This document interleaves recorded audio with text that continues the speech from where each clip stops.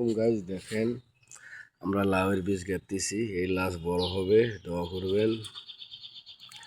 লাউ বড় হলে আপনারা সবাই খাইতে পারবেন। আমরা নতুন করে লাউ গাছ গাঁথতেছি। এইভাবে লাউ গাছগুলো গাঁথতে হবে পাউচ দিয়ে।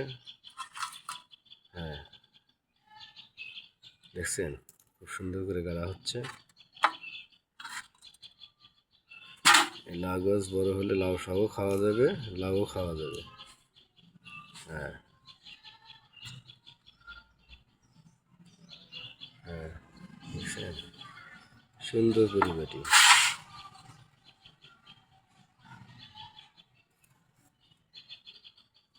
এই দুই সাইডে একটু আল বাঁধিয়ে দেবে, পানি দেওয়া লাগবে। এই মাছ গাড়িটা ও গাছ এখানে যদি দেখো আজকে বড় যত ঘন হবে অত ভালো হবে গাছ। খুব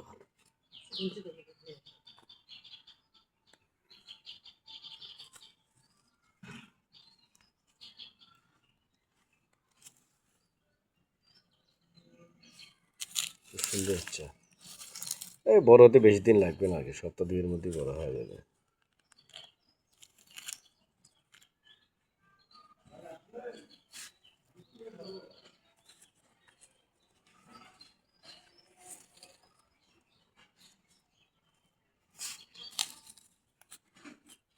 আপনারা বেশি বেশি করে শেয়ার করবেন, লাইক দিবেন আর কমেন্ট করবেন